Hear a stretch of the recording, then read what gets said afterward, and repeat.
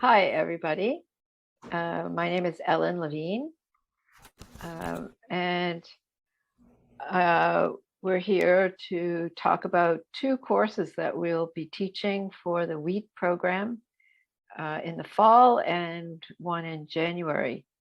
And just a little bit about myself. I'm trained as an art therapist, trained as a child psychotherapist. Then my encounter with expressive arts, which came a little bit later, which got me back into my love and early experiences with painting.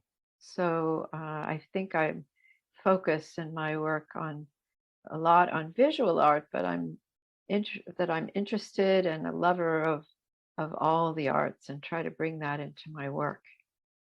And I hope that those things can come through in the course that the two courses that we're going to teach. Steve, you want to introduce yourself? Yeah, I'm Steve Levine, and I've been involved in the expressive arts since 1985 when I spent a year at Lesley University studying with Paolo Canel, who was the founder really of the intermodal approach in expressive arts therapy, he and Sean McNiff. And I was teaching at the university at that time, and I was also doing theater and writing poetry and training in therapy. And I felt like were three different worlds: the world of the university, the world of therapy, the world of the arts. And I found that expressive arts was a place where I could put all those worlds together and all the different parts of myself. And it's really been a home for me, and I think for Ellen as well. After meeting Paolo, we started working with him. We started going to Europe and doing courses with him, and ended up as the initial faculty, the founding faculty of the European Graduate School, their programs and master's and doctoral programs in expressive arts, and we're still doing that. And we're also the co-founders of the what is now called the Create Institute in Toronto, and we've been doing that since 1991. Yeah, So we have a long history with expressive arts and with the field of therapy in general and the arts.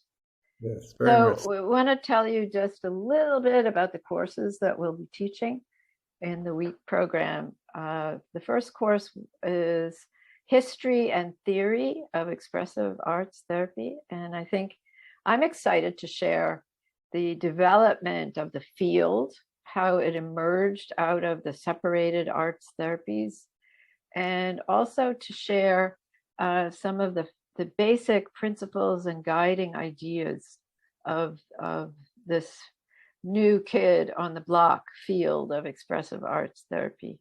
So how it emerged and where it places its emphasis, which is basically on the arts and the role of the arts in carrying human experience.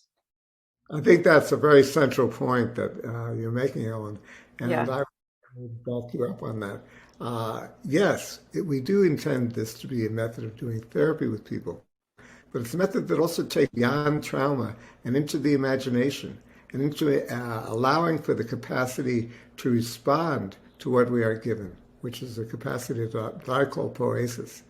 And I see that very much in the poetry class as well. Poetry is maybe the original art form, strangely enough.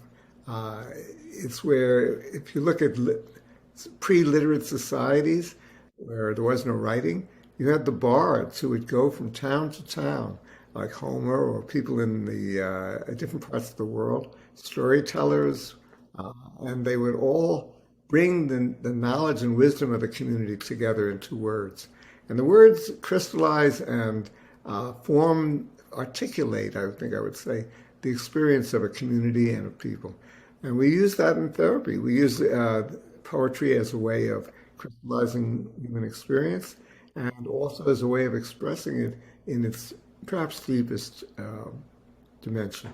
So So the poetry course is actually will be more of a so-called intermodal poetry course. That is to say, we won't be just writing, but we'll also involve probably, we haven't designed the course yet, but probably movement, probably visual art, music, perhaps. Uh, let's see. It's kind of interesting to think about how we can generate poems that also include other arts to enrich them and make them shine. Exactly. I Yeah. think that's about what we would like to say as a basic introduction to what we'll be doing. And we hope to see some of you soon. Yes. Bye bye.